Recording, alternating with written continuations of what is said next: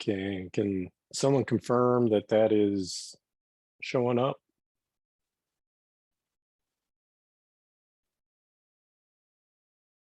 Yes. Okay, we'll get underway then. So for tonight's session, well, introduce myself. I am David Quass, the director of Cowtown Best. And this is some of the tips that I put together over the years. And for about 5 years, I did coach a team. So I have some experience in that as well as running the Cowtown Hub. So for my list of recommended tools, I kind of have 3 different sets there. So the bare minimum set of tools I have there, you can in fact build a robot with those. And when my team initially started out, that's pretty much what we had. However, I would recommend that you make sure you have tools that are also in the basic list as well. Those are very helpful. And then lastly, the deluxe list, some additional tools that are nice to have, but certainly not essential. And so, yeah, hopefully all of you have an area set up where you guys can work. Some fabrication tips. I have there using 1/2-inch plywood baseboard. Part of the reason for doing that is it will hold wood screws more easily. This particular year, we're only giving you 3/8-inch plywood rather than the 1/2-inch plywood. So yeah, that's a good option to use, in particular if your configuration is not real set in the beginning of your season. Then I put the next one there, cut down screws for attaching the motor front plate. So what that is, you want to make sure you don't have screws that are too long for attaching motors. If you're using the Vex motor mount plates that come in your consumable kit, those come with some short button head hex screws, and using those should be fine. Also have the tip there of leaving excess material when possible and trim later. Again, this is if weight is not an issue, leaving a little extra material on some part that you have fabricated can be a good option. It allows you more easily to make adjustments later as opposed to having to create a new part. And then the 4th item I have there to make jigs, and I'll get more into that later with some specific examples. And then my next point there was to avoid having a tapered hole when you're drilling through aluminum, kind of sneak up on it. So drill a little bit undersized first, and then use your final drill size. And that will help the diameter of the hole to be consistent from front to back. Then the point there, pre-drill for wood screws. And what you will help yourself out with there is to avoid splitting the wood. In particular on the 1x4 white wood, it's real easy to split that if you don't pre-drill. And then the last point I had on this slide was to be careful when you're cutting off screws and plastic, and in particular thinking about using a cutoff wheel with like a Dremel tool. And if you're aggressive, the screw will get really hot and it will melt the plastic, and then you kind of have to start over again. And then I put there, you can put a cold rag on the far side or ice. And also too, if you go more slowly, that will also help the heat from building up when you're trying to grind off a screw that is in plastic. So some tips on the polypropylene sheet, and you will have this material in your kit this year. And I had there on that first bullet that it can be difficult to cut. And if your saw blade is going fast, the material will melt behind the saw blade. So it's almost like you didn't cut it at all, because it just rebonds itself, melting back together. So on the second bullet there, talk about using, I kind of have an example there. So the scroll saw on the left there has a very narrow blade with lots of teeth. And then the other example has a saber saw with more aggressive teeth. And the picture, I think it kind of shows up there. You can see that the cut on the left, which was made with the scroll saw, has self-welded itself, whereas the cut on the right with the saber saw actually has a gap. And then third bullet, can cut well on a bandsaw, this material, in particular if you're using a slower speed. And then the little caption there next to the picture reflects what I just spoke through.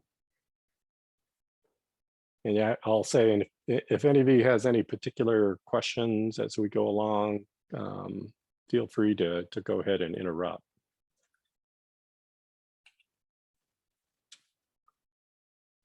So this has fabrication tips for the polycarbonate, also sometimes referred to as Lexan.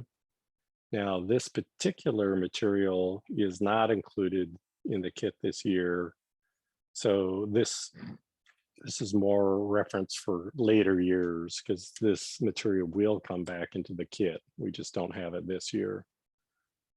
So I have there, it can also be difficult to cut with a reciprocating saw, same issue as with the polypropylene, where it will tend to self-weld. So same technique is try to use something with at least a medium blade and a slower speed to avoid that heat buildup. Likewise, this can cut well on a bandsaw. And it is possible to cut it with a chop saw or a table saw, but you just have to go very slowly. Otherwise, the material can fracture and also fly across the room. So something to be very careful with cutting in that way. The material can be heated and formed.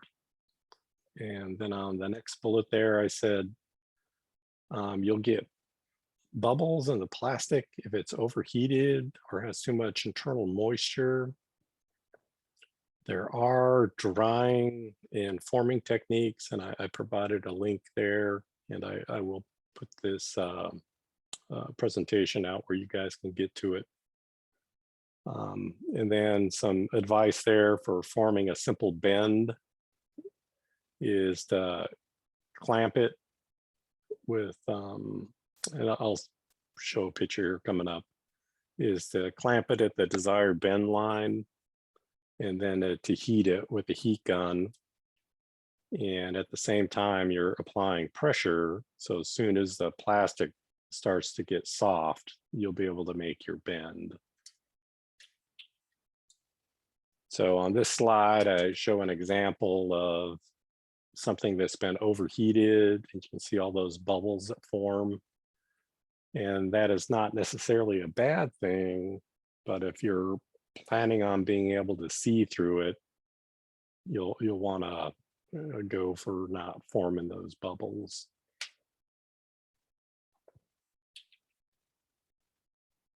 And here's one of my favorite materials, PVC. And so that's the sprinkler pipes that we give you, the sewer pipe. Also, we actually give you a sheet of PVC material. That'll be the gray sheet that you get in your kit. And the first item there is it tends to not self-weld, so it's easy to cut. And it is also easy to form. It doesn't require a lot of heat. I do put note there is you do want to use a well-ventilated area because it does give off some, I say VOCs, that's volatile organic compounds. So those are not good for you to breathe. And then I put, if heating a small area, you can just use a heat gun. And that's something that you can probably get like in the paint department at Home Depot or Lowe's. If you're you can heat it in an oven. So in the past, I've used like my kitchen oven or toaster oven set at 200 degrees to make the plastic soft. I note there, in fact, in the next slide, I'll show something that has been formed with the 4-inch sewer pipe. So that's the large plastic pipe that's green in color. And if you slice that in half, you can flatten it and make a nice piece of plastic to work with. And then a couple of tips for trying to bend a pipe. And there's a couple different ways to do that. One is to put a coil spring inside of it that you can slide inside the pipe. So that'll keep it from collapsing when you bend the pipe, and then you'll be able to pull the spring out later after the pipe is hardened. And then another method to do it is to cover the ends up with tape and then put sand inside of it. And the sand will help to keep it from collapsing. If you're using the sand, it does require more heating just because you kind of have to warm up the sand too. So it takes a little longer, but that will help the pipe from collapsing. And then I put there the material will split if you try to bend it too sharply.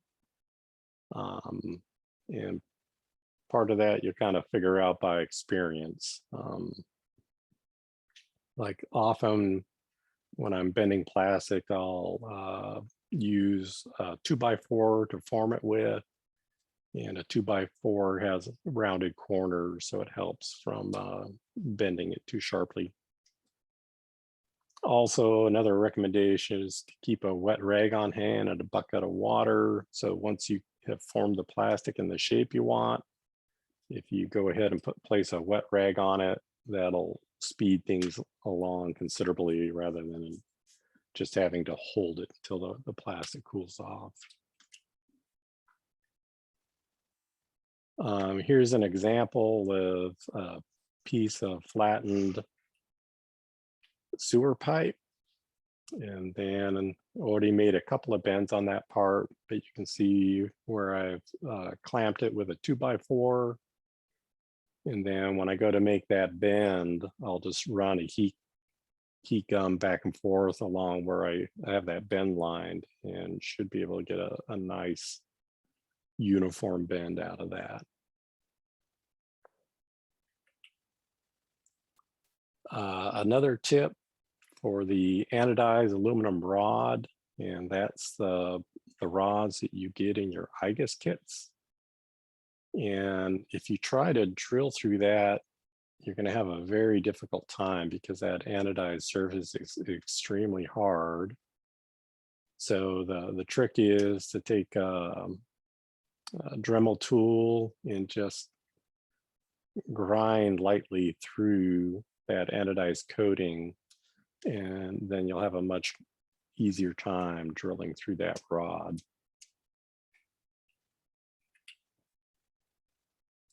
Cardboard.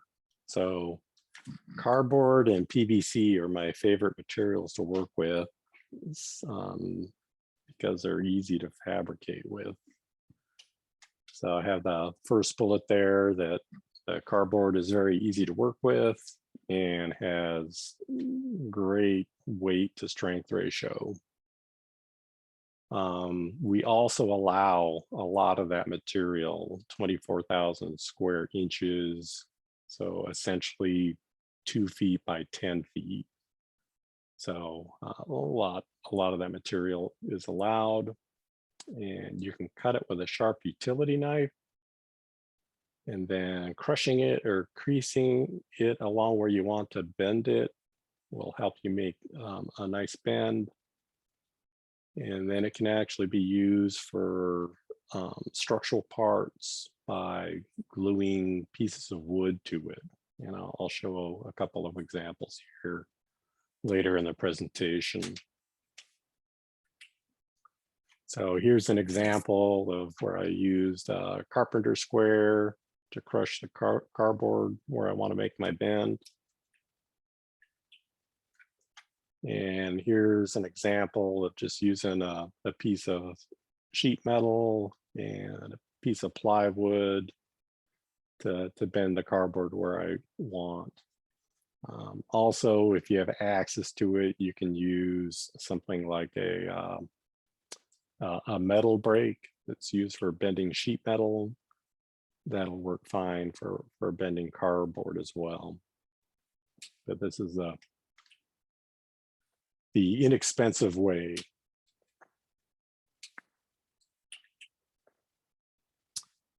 Here's an example of a prototype robot that I built a few years back, where I was trying to use as much cardboard as possible. So almost every element of this is, or all the elements listed there are made from cardboard. So here, let me see if I can get my mouse to show up. So, that didn't work.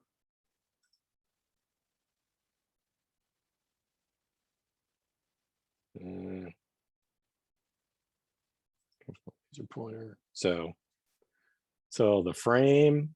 So these portions here are all both cardboard tubes that were bent up from a flat piece of cardboard.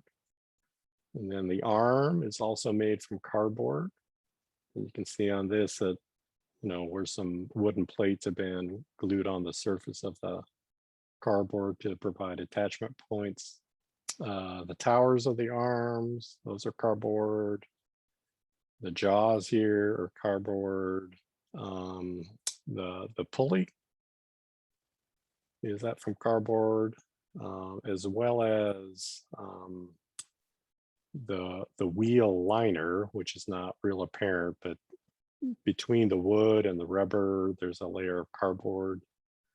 And then lastly, this little item here called the capture gate is made from cardboard. So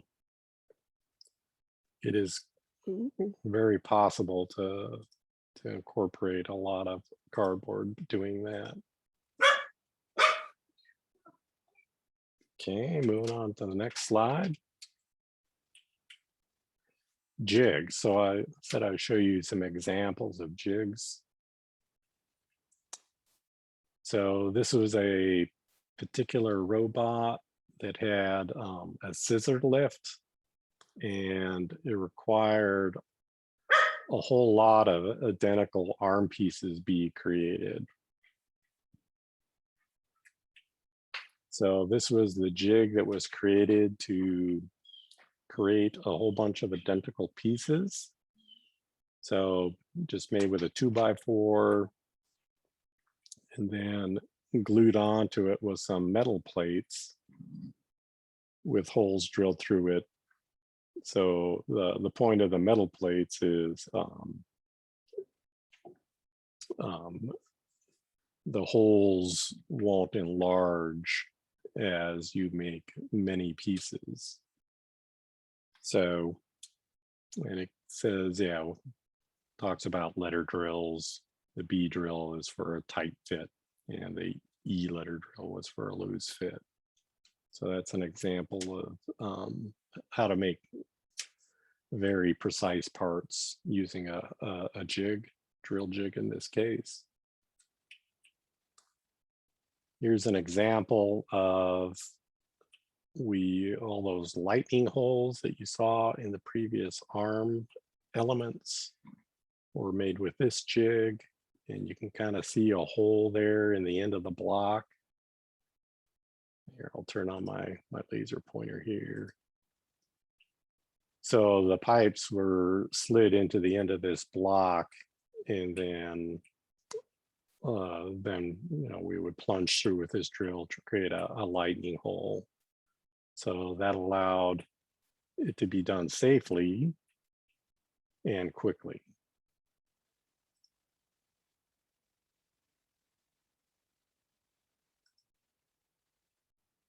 Okay. Here's another example of a jig to make to bend a piece of the plastic sprinkler pipe. So we're able to make a repeatable specific part. This particular example was for a motor mount. And then I have the other recommendation there is to have a workbench that you're able to actually screw stuff into. So that can be very helpful. And then every few years, I need to replace the top of my workbench after it gets scarred up. Here's a good jig for making circular things. In particular, this is used to create wheels. So in these mounting points here is you would drill into a piece of plywood and then pin, laser pointing back, and then you would pin to one of these locations using a 1/4-inch rod, and then you would just run the router in a circle about the location you have pinned to create a perfect circle. Switch back to my laser pointer. And here's an example. We do give you a couple of these in your kit to couplers to join a 1/4-inch diameter rod to say your motor shaft, which is also a 1/4 of an inch. And if you're trying to create one of these, it can be real difficult to drill a hole in the center of this 1/2-inch aluminum rod that we give you. So an easy technique to do that is to drill a 1/2-inch hole into a piece of scrap wood and then change out the drill bit to the size that you want in your aluminum rod. And then I had an additional tips there as far as after you drill the hole into the wood, if it's a little bit loose, you can throw a little bit of water into the hole in the wood, and that will swell it up and give it a tighter fit on the aluminum rod. And then the last tip there about to help essentially just start slowly when you're drilling the hole through the aluminum rod, such that the drill bit doesn't wander off on you. Another example of a jig, kind of like we did with that last 1/2-inch aluminum rod, is in this case, a hole saw was used to cut into a scrap piece of wood to create something firm for that golf ball to sit in. And then we're able to drill a hole right through the center of the golf ball. I think in this case, the golf ball is probably used as a wheel on the robot. An example of cutting a sewer pipe in half. that would later get flattened for use as a piece of flat stock plastic. And the example there is a V block. So it's easy to work with a round piece, whether you're cutting it or drilling it, to keep it from wandering away on you.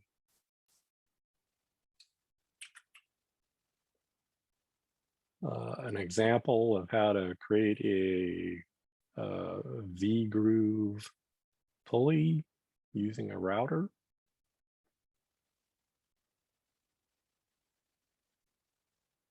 Okay, I'll get into some specific tools. So this is a Z-bender tool. So we give you some of this, it's called piano wire, that specifically is good to use with your servos, and to make a nice little 90-degree bend like it's shown there, you can get one of these Z-bender tools. So you should be able to get that like off of Amazon or a hobby shop. Another recommendation is to get letter drills, and in particular, a lot of our kit items have a 1/4 inch diameter, so we give you 1/4 inch diameter steel rods, as well as the 1/4 inch diameter rods that come with the IGUS kit. And these letter drills have very fine adjustments in diameters. So in particular, I use a lot between the size B, which would give a very tight fit on a 1/4 inch diameter rod, and up to F, which would give a fairly loose fit on a 1/4 inch diameter rod. Okay, now we'll get into some specific examples. So there's an example for mounting a bearing in the end of a sprinkler pipe. So again, that was formed using a heat gun to get it soft, and to form the bend that's mounting to the base of the robot, and then also heated up and the bearing pushed into it. So that makes a pretty nice part there. Here's an example of a motor mount. Again, we now supply you with motor mounts that you have to bend up yourself, but they come in the consumable kit. And there's an example of a coupling that's more heavy duty than what you're going to get in your kit. And so that shows a number 10 screw used to secure it to the motor shaft. And then you're allowed to use coat hangers on your robot. So to attach the coupler to the steel rod, in this case, there's a hole drilled through both the coupler and the steel rod, and then secured with a piece of coat hanger wire.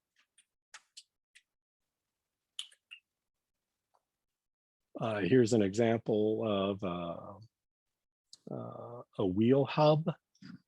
Again, this is something now that we actually provide you with in your kit, but this is a more heavy duty version of that. So if you have large wheels, it's likely that you'll probably want to use something that is better than what we give you in the kit. So this is an example that I refer to as kind of belt and suspenders method. There's actually two methods that secure this to the shaft of the motor. There's a set screw that secures it against the motor, and also there is the clamping part that secures it to the motor. So even if one was to get loose, it should still be secured to your motor.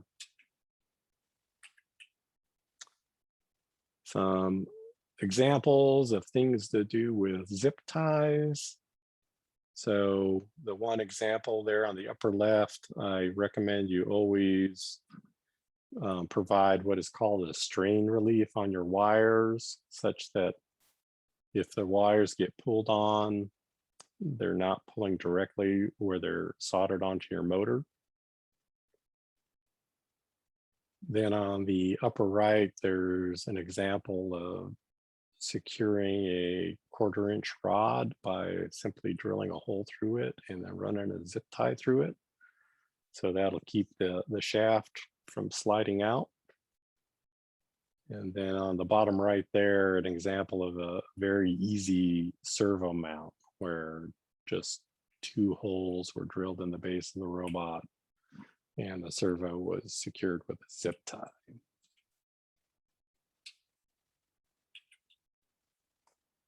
Couple additional servo mount examples. In fact, I would, even though there's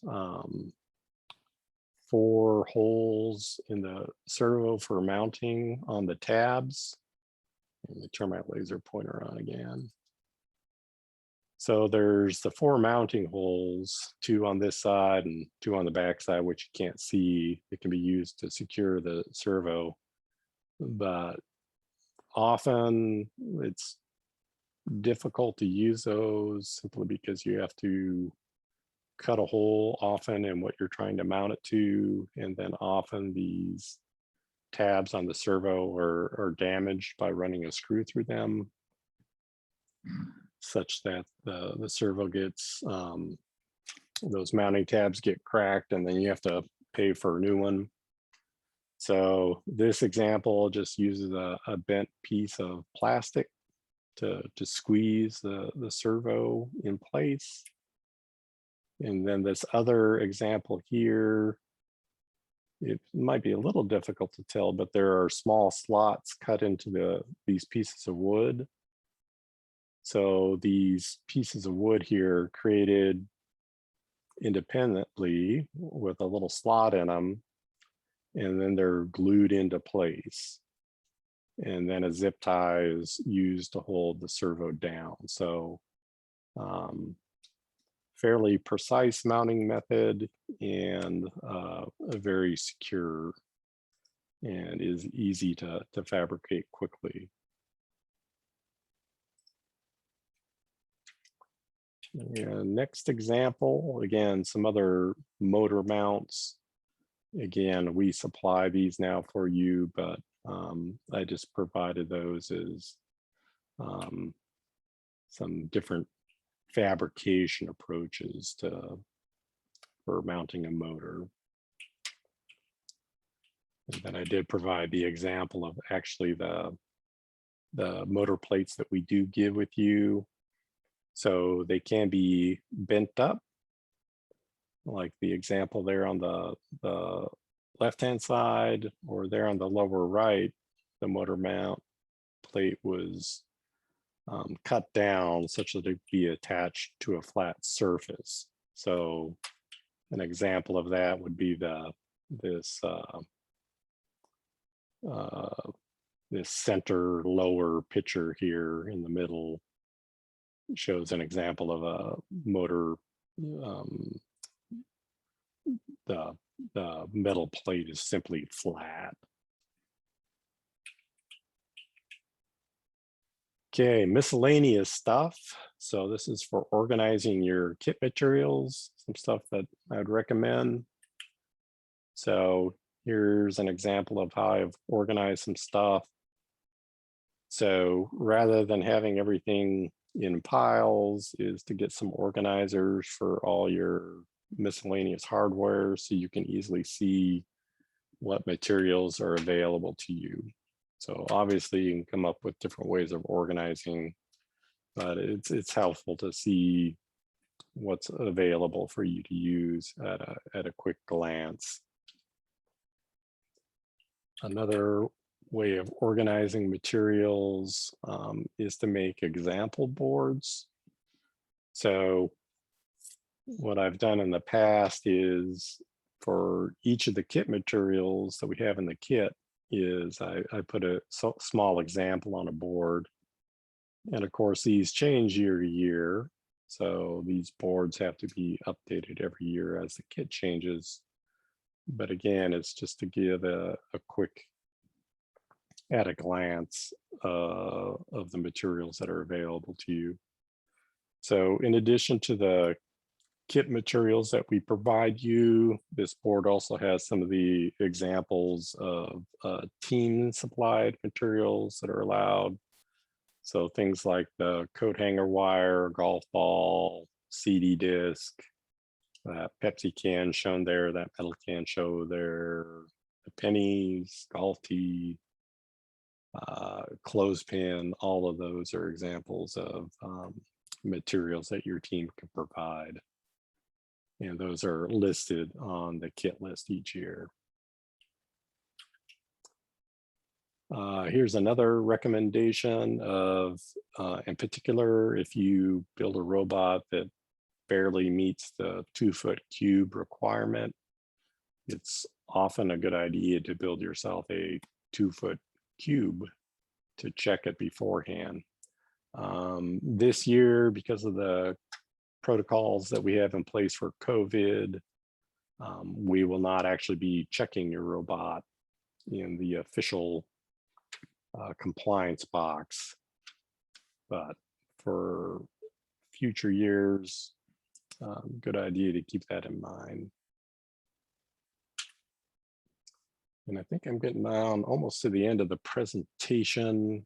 And if you're mixing up your 5-minute epoxy, a good material I found is to use old cereal boxes, and I just cut them up so that allows for something to mix the epoxy on, as well as create little spreaders for the epoxy, and then you can just throw the whole mess away when you're done with it. And I have gone all the way through my presentation. So any questions from any of you?